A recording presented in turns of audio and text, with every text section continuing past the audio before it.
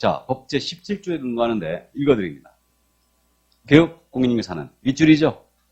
개업공사 밑줄이고 중개사무소 등록증, 중개보수유일표, 그 밖에 국토교통부령이 정하는 사항을 해당 중개사무소 안에 보기 쉬운 곳에 게시하여야 한다. 게시하여야 한다 밑줄이에요.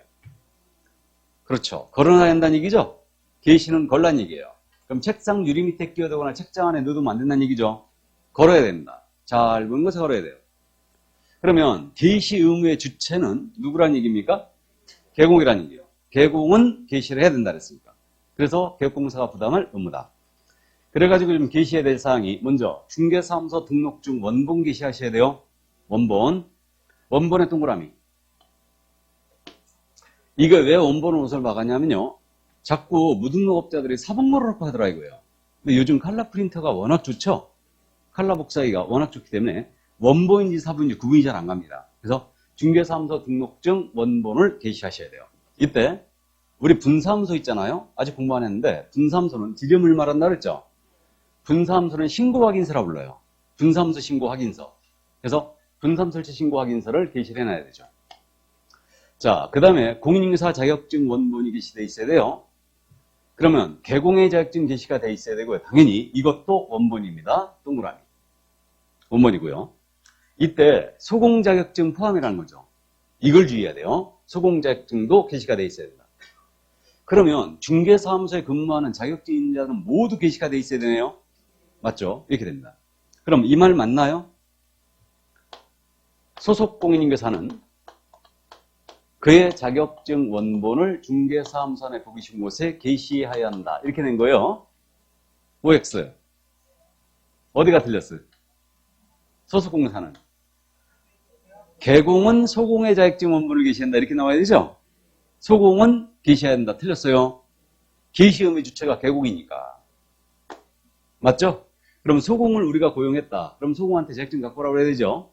그래갖고 원본 게시가 돼 있어야 된다. 이게. 자, 그 다음에 이제 보증관계 증서가 게시가 돼 있어야 돼요. 그러니까 이 보증관계 증서에 대해서는 원본, 사본 언급 안 했거든요. 근데 실무적으로 모두 원본 게시하고 있어요. 원본 게시를 하고 있습니다.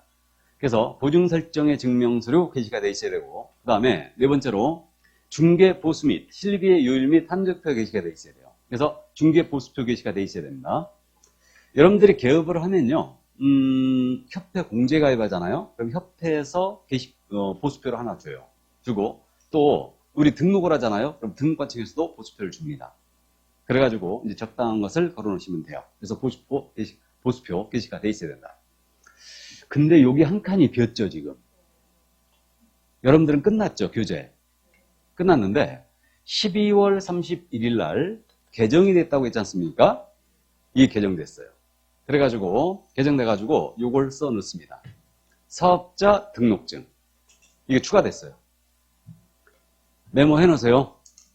사업자 등록증 추가됐다. 우리 개설 등록증하고 사업자 등록증은 틀리다는 거 아시죠? 개설 등록증은 구청에서 주는 거 아니에요 지금. 그죠? 근데 사업자 등록증은 세무서장한테 받는 거죠? 그러니까 사업자 등록증 게시가 돼 있어야 됩니다. 이게 추가됐어요. 근데요, 이미 사업자 등록 우리 다 게시하고 있죠. 무슨 법에 의해서 게시를 했었냐면 소득세법. 소득세법에 사업자 등록증 게시하게 돼 있거든요. 근데 두 법이 같이 규제하는 거예요 이제. 그래갖고 이게 혹시 개정이 될까? 나는 그렇게 두 법이 같이 규제할 필요가 있을까라고 생각을 했는데 개정됐어요. 그러니까 사업자 등록증 게시를 하도록 돼 있습니다. 이거. 자, 그래서 5가지 게시사항입니다. 그래서 등록증 원본, 사업자 등록증도 게시가 돼 있어야 되고, 이거는 원본, 사본 언급을 안 했어요. 근데 사업자등록 게시하라고 했고, 다 원본 게시하겠죠. 지금 원본 게시해놨어요. 다. 그 다음에 이제 자격증 원본, 보증관계 증서, 그 다음에 중개보수표입니다. 그러면 이제 딱 하나 남는 게 뭐냐? 실무기획수료증이죠. 실무기획수료증은 게시할 사항이 아니에요. 아니란 얘기죠. 이렇게 됩니다. 그럼 게시는 경미한 사항이니까 이걸 위반했잖아요. 이걸 위반하면 우리 법상 가장 싼 제재, 가장 가벼운 게 뭐냐? 백과예요. 100만 원 이하의 과태료입니다. 이게. 그래서 100만 원 이하의 과태료를 처한다. 게시 의무를 위반하면. 자, 그래서 이제 게시사항이 추가됐으니까 일단 이해를 해 두시고요. 사업자 등록증까지 게시를 해야 됩니다. 이거. 넘어갑니다.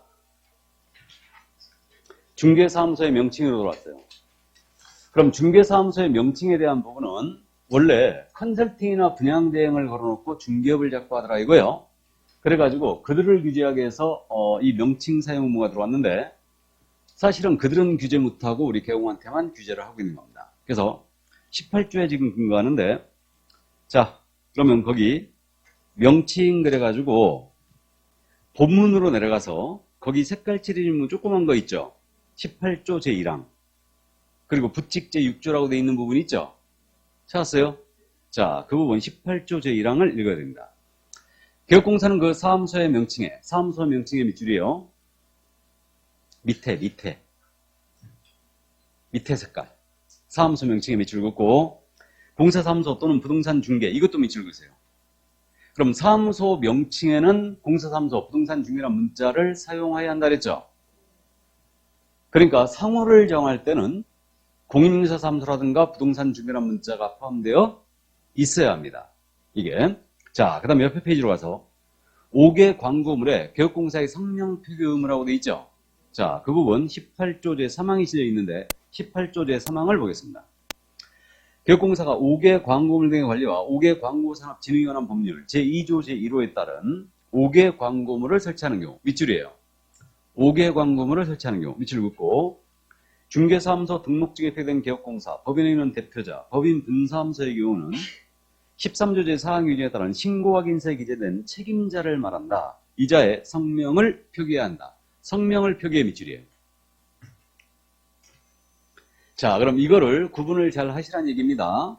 지금 사무소 상호에는 공사사무소 부동산 중개라는 문자가 포함되어 있다 그랬죠. 근데 5개 광고물을 설치할 때는 개공의 성명을 표기하라는 얘기죠. 법인은 대표자, 분사무소 5개 광고물은 책임자 성명입니다. 그러면 5개 광고물은 여러분들이 뭘로 이해되냐면 반드시 간판으로 이해해야 돼요. 간판.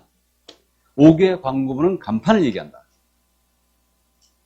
근데 개업공사는 사무소 간판을 반드시 설치해야 된다 이런 규정은 없죠. 이런 규정은 없고 설치를 할 경우에는 개공의 성명을 반드시 표기해야 된다. 법인은 대표자의 성명을 써야 되고 분사무소 간판에는 책임자 성명을 써야 돼요. 이것이 간판 실명제예요. 이것이. 그래갖고 길 다니다 보면요. 우리 중개사무소 간판에 대표하고 이름 다 써있죠. 이게. 그래서 이렇게 성명을 표기하라는 얘기예요. 그러면 이제 이렇게 내면 틀렸죠. 개업공사는 그 사무소의 명칭에 반드시 등록증에 표기된 개업공사의 성명을 표기해야 한다. OX. X죠. 사무소 명칭에 성명 쓰라는 얘기 있어요? 없어요? 없어요. 5개 광고물 설치할 때 성명 쓰라는 얘기죠? 이 얘기예요. 이때 이 성명은 인식할 수 있는 크기로 쓰면 돼요. 그래갖고 전에는요, 이걸 어떻게 유지했냐면요, 간판이 이렇게 있지 않습니까? 그럼 가로형 간판이었다. 그럼 성명을 쓰되 세로 길이의 3분의 1 이상의 크기로 글자를 쓰라고 했어요. 근데 이건 과도한 글이다 그래갖고 삭제해버리고요, 인식할 수 있는 크기로 쓰면 된다. 이렇게 해놓은 거예요. 그래갖고 지금 쬐끄맣게 써있죠. 이름이. 자, 그래서 이제 요 점을 주의해야 됩니다. 사무소 명칭에는 성명 쓰라는 얘기가 없다. 근데 성명을 쓸 수는 있어요, 없어요? 있죠. 근데 성명을 반드시 사용해야 된다는 틀렸어요. 자, 그 다음 이제 우리 중개인은 자격증이 없죠. 자격증이 없으니까 중개인은 공사사무소라는 명칭을 쓸 수 없습니다. 그럼 중개인은 뭐만 쓸 수 있다? 부동산 중개라는 문자만 쓸 수 있어요. 공사사무소라는 명칭 못 씁니다. 자, 그러면 이제 적법 명칭 여부를 연습합니다. 호박 공인인사사무소로 정했어요. 적법하다, 부적법하다? 적법하죠? 공사사무소 들어가 있으니까. 그 다음에 대박 부동산 중개사무소로 정한 겁니다. 적법하다, 부적법하다? 적법하고요. 그 다음에 또 한민호 공인인사사무소로 정했습니다. 역시 적법이에요, 부적법이에요? 적법하고. 그 다음에 백환 부동산 중개사무소로 정했습니다. 적법하다, 부적법하다? 적법하죠? 물론 무등록업자가 되겠죠. 예, 이렇게 되는데, 자, 그래서 실명을 쓰든 안 쓰든 관계가 없습니다. 그러면 한민호 공인인증서라고 했어요. 적법하다, 부적법하다?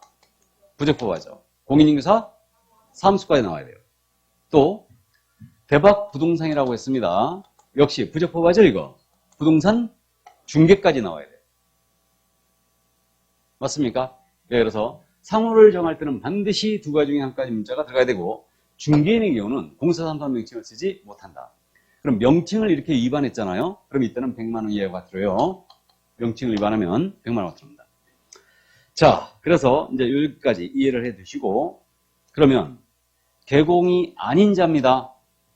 개업공사가 아닌 자는 공사사무소, 부동산 중개, 유사명칭을 쓰면 안 됩니다. 그러면 개공이 아닌 자가 유사명칭을 쓰면 저는 이것을 명칭사칭이라고 부르고 있어요. 우리 지난주에 말이에요. 자격사칭한 적 있죠? 공인중개사가 아닌 자는 공인중개사 또는 이하 유사명칭 못 쓴다고 그랬죠? 그렇듯이 개공이 아닌 자는 공사사무소, 부동산 중개라는 문자를 쓰지 못한다. 쓰면은 명칭사칭이에요. 그러면 아닌 자가 나왔죠? 아닌 자가 나오면 1-1이에요. 그럼 개공이 명칭을 위반하는 백과죠. 아닌 자가 위반하면 1-1이에요. 그죠? 개공이 명칭을 위반하는 백과, 아닌 자가 위반하면 1-1. 이렇게 이제 기억을 해보시고요. 자, 그래서 명칭을 사칭하면 안 된다. 그러니까 일반인으로 하여금 공인중개사로 오인할 소지가 있는 명칭을 쓰면 안 되죠. 이게 김포에서 있었던 사건이거든요. 50대 중년 여성이 사무소 간판을 이렇게 달았어요. 사무소 간판을 이렇게 사무소 간판을 이거 사칭인 것 같아 아닌 것 같아? 네? 사칭인 것 같죠? 사칭인 것 같아요. 사칭으로 쳐버렸어요. 그 2심 판결에서는 이걸 사칭으로 볼 수 없다 이렇게 이제 판결했었는데 대법원에서 이건 사칭으로 봐야 된다. 그리고 벌금 100만 원 나갔어요. 그래서 부동산 카페 사건 참고해 두시고 발품 부동산이라고도 썼거든요. 또 간판을 이거 사칭인 것 같아요. 이것도 사칭으로 쳐버렸어요. 다. 그래서 같은 사람이었는데 부동산 카페 발품 부동산에 쓴 것은 이건 사칭이다. 이렇게 쳐버렸어요. 이거는 자, 그래서 이 정도 참고를 해두시고요. 이제 그럼 위반 사무소의 간판이 발견됐거든요. 그러면 우리 등록관청이에요. 그럼 등록관청은 위반 사무소의 간판에 대하여 철거를 명할 수 있죠. 그러면 철거를 해줘야 되는데 안 했잖아요. 그럼 불이행하게 되면 행정대집행법이 있습니다. 행정대집행법에 의하여 대집행을 할 수 있죠. 그럼 등록관청이 대신 간판 뜯어내버리고 이 비용을 개공한테 청구할 수 있다는 얘기죠. 그래서 간판 철거 누가 할 수 있다고요? 등록관청이에요. 그러니까 등록관청이 할 수 있다. 그러니까 등록관청 밑줄 쫙 그어놓으세요. 지금 120쪽 가고 있는 거죠? 맨 위에. 등록관청은 위반 사무소의 간판에 대하여 철거를 명할 수 있고요. 여기에 불응했다. 행정대집행법에 의한 대집행 들어갈 수 있어요. 이런 것들을 이제 시도의사로 바꿔놓으면 틀렸다는 얘기입니다. 자, 그래서 거기까지. 이게 바로 명칭에 대한 부분이었어요. 그럼 여러분들이 개설 등록 들어갈 때 상호를 미리 정해놔야 되겠죠. 정할 때는 그렇게 이제 정하는 겁니다. 그래서 공사사무소라든가 부동산 중개가 포함되어 있어야 돼요. 이게. 그리고 간판을 쓸 때는 개공의 성명을 반드시 넣게 되어 있습니다. 이게. 자, 그러면 이제 간판 철거로 내려갑니다. 그러면 간판의 철거에 대해서는요, 이거 중개업을 안 함에도 불구하고 간판을 그대로 놔두는 거예요. 그래갖고 무등록업자 이들에게 이제 사무소를 제공하고요. 나아가서 의뢰인에게 피해 주더라 이거예요. 그리고 간판을 지첩 철거한다. 지첩시. 그래서 개업공사는 다음의 어느 하나에 해당하는 경우는 지첩시 사무소의 간판을 철거하라고 했습니다. 지첩시에 밑줄 쫙. 그럼 되는 대로 빨리라는 얘기죠 이거. 그래서 이제 지첩 철거합니다. 어떤 경우냐? 중개업을 안 하는 경우예요. 그래서 중개업을 안 한다는 게 중개사무소 이전 사실을 신고했잖아요. 우리 중개사무소 옮길 수 있어요. 옮길 수 있는데 그럼 중개사무소로 옮기게 되면 종전사무소 간판 있죠. 지첩 철거해야 돼요. 지첩시. 그다음에 폐업 사실을 신고했다. 중개업의 폐업을 신고했습니다. 그럼 중개업 안 하는 거죠. 철거해야 되고 중개사무소의 등록을 취소했습니다. 지첩 철거하는 거예요. 그러면 떨어졌네요. 휴업이나 업무정지 기간 중에요. 이때는 철거 의무가 있을까요? 없을까요? 없다는 얘기죠. 그래서 쉴 때는 철거 의무가 없다. 안 할 때 하는 거다. 그래서 이전 사실을 신고했거나 폐업 사실, 등록 취소 처분을 받았다. 그러면 이때는 지첩 철거합니다. 그럼 철거 안 했잖아요. 지첩시 안 하게 되면 행정대집행법에 의한 대집행 들어갈 수 있어요. 누가 할 수 있다고요? 등록관청이 대집행할 수 있죠.